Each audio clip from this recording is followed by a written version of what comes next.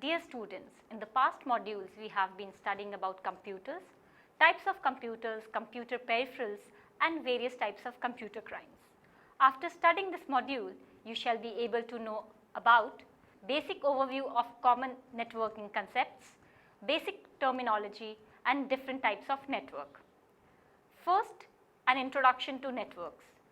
A network structure is made up of minimum 2 or more computers or nodes that are connected in an organized way to share resources, exchange files and allows electronic communication. The computers on network are generally linked through cables, radio waves, telephone lines, infrared light beams or satellites. A network may be defined as a multi-purpose connection which allows an individual computer to do more. Now we shall see what is the need of computer network. The computer networks are required for the following reasons. First, file sharing. Networks allows us to share data among the computers of other networks, making the files available to one and all at the same time, wherever required. The data becomes available to each one who is a component of the network. Second, resource sharing. Resources like printer, servers and the internet are shared among these networks. It helps in reducing the cost but increasing the data and resource availability. Third, communication and collaboration. Being a component of the network means we are able to unite with different services and computers of different networks, thus increasing the communication with the rest of the humankind. Fourth, remote access. Remote access allows us to access the resources remotely from anywhere without being present at that place where the computer is. This makes accessing the resources easy. Now we shall go with some basic terminology. First, connection. Connection refers to pieces of information that are transferred through the network. This means that the connection is recognized before the data transfer and then it is deconstructed after the data transfer. Second, packet. A packet is one of the basic units that is transferred through a network. Packets can be considered as envelopes that carry the data from one endpoint to another. If seen the structure, a packet contains a header which consists the information regarding the packet including its source and the destination, timestamps, network hops, etc. The main body of the packet contains the real data that needs to be transferred. It is also called as the payload. Third, network interface. A network is a point of connection where the computer is coupled to the network. A network interface may be connected with a physical device or it can also represent a virtual interface. Fourth, protocol. A protocol is a set of rules and standards that defines the language the devices use for communication. There is a broad array of protocols used in networking and are implemented in different layers. A few of the basic protocols are UDP, IP, ICMP and TCP. Some of the familiar protocols based and built on the basics of these protocols are HTTP, SSH, TSL or SSL and FTP. Fifth is port. A port is an address on an individual machine that can be linked to a definite piece of software or application. Though it's not a physical interface or location, it allows the server to communicate using multiple applications. Sixth, firewall. It is a program that determines whether the traffic going away from the server or coming into one should be permitted to pass. A firewall usually works by the concept of rules. Rules are set to decide what type of traffic is adequate on which ports. Firewall blocks the ports that are not used by an application on the server. Seventh is NAT. NAT stands for Network Address Translation. It is a way to interpret requests incoming to a server to the appropriate devices or servers that it knows are components of the network. This is usually implemented in physical LANs. 8th, VPN. Virtual Private Network is a means of connecting separate local area networks through the internet while preserving privacy. VPNs are being used as a means of linking remote systems as if they were present on a local network, used a lot for security reasons. Now we will go through the devices that are used to connect a network. First is routers. A router is a gadget that forwards data packets between computer networks, creating an overlay internetwork. A router is connected between multiple networks. When a data packet comes from one network, the router reads the information in the packet header to determine its final goal. Then, with the same information in its routing table, it directs the packet to the subsequent set of connections on its journey. Routers accomplish the traffic directing functions on the internet. A data packet is advanced from one router to another through the networks that organize the internetwork until it reaches its end node. The most well-known type of routers are home and small office routers that simply pass data such as open web pages, emails and videos between the house computers and the internet. For simple understanding, an example of a router would be the owner's cable or DSL modem. It connects to the internet through an ISP, that is Internet Service Provider. More refined routers such as enterprise routers unite huge businesses or ISP networks. Routers are typically dedicated hardware devices, whereas the use of software routers has also increased a lot. Second is Ethernet hub. An Ethernet hub, active hub, network hub, repeater hub, multiport repeater or hub is a device that connects multiple Ethernet devices together and creates single network segment. It has multiple input-output, that is I/O ports, in which a signal sent as input at any port appears to be the output of every other port except at the original incoming port. A hub works at the physical layer, that is layer 1 of the OSI model. The device is a type of multiport repeater. Hubs do not read any data that is passed through them and does not know about the starting place or target being addressed. A hub just receives incoming Ethernet frames, regenerates the electrical signal and then broadcasts these signals out to all other devices on the network. Third is gateway. In computer networking, a gateway is a node or a router on a TCP or IP network that acts as an access point to another network. A default gateway is the joint on the computer network that the network software uses when an IP address does not go with any other routes in the routing table.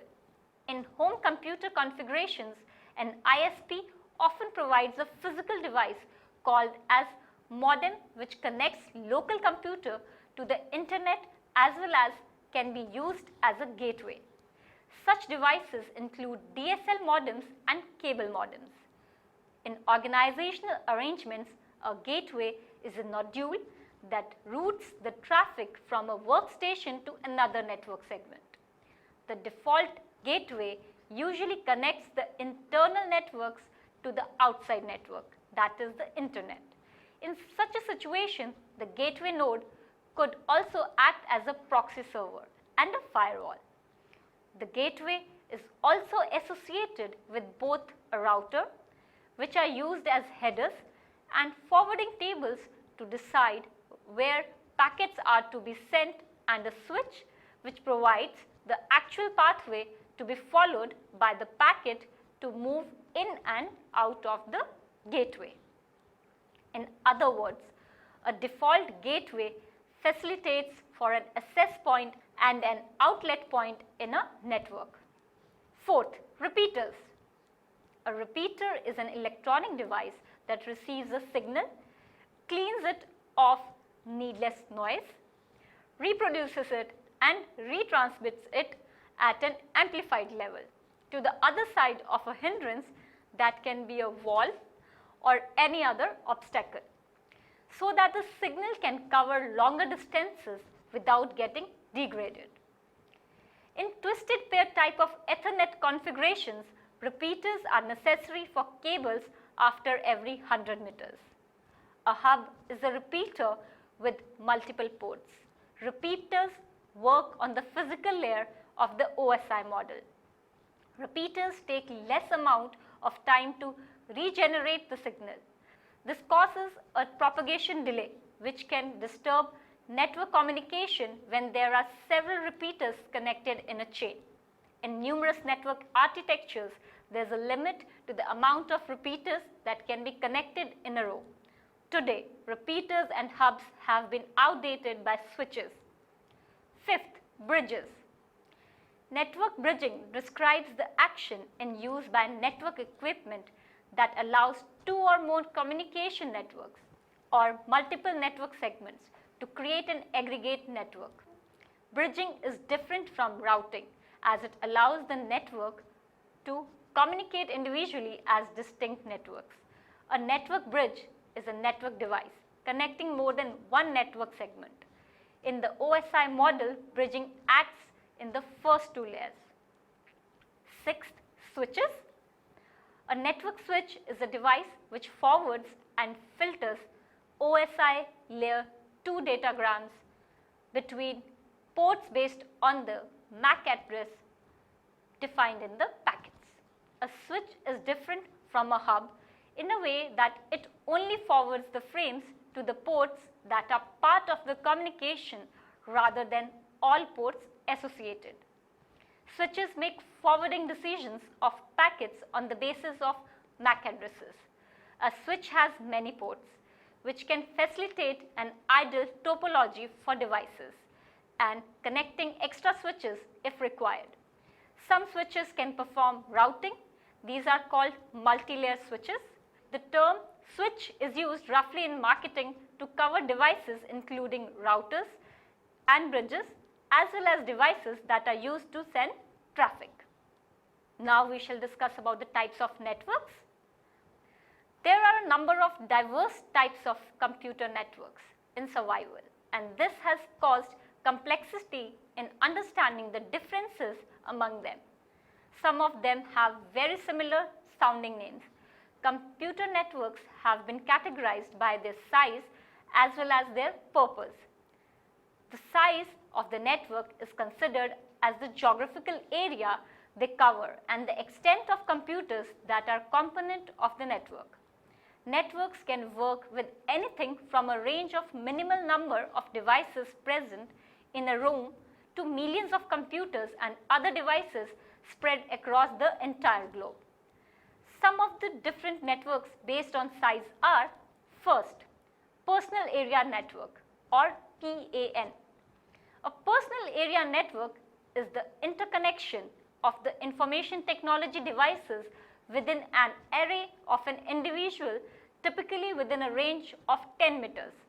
For example, a person traveling with a laptop, a personal digital assistant and a portable printer can connect to each one of them without having to plug anything by using some wireless technology. This type of network can also be interconnected to the internet or other networks without using any wires. In another usage, a personal area network is a technology that can enable wearable computer devices to communicate with other nearby computers and exchange information in a digital format using the electrical conductivity of the human body as a data network. Next is Local Area Network, LAN. A local area network or LAN is a group of computers and devices that share a common communications line or wireless connection to a server.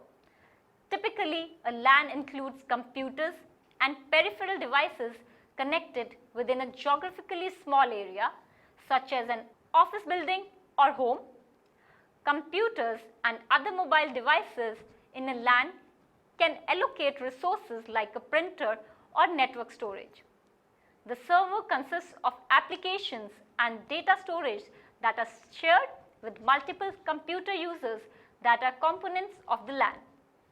A local area network may include as few as 2 or 3 users, for example, in a house network, or several hundreds of users. The two most commonly used LAN technologies are Ethernet and Wi-Fi. The rise of virtualization has powered the development of virtual LANs, or the VLANs, which lets network administrators logically group network nodes and partition their networks without the need of any major structural changes.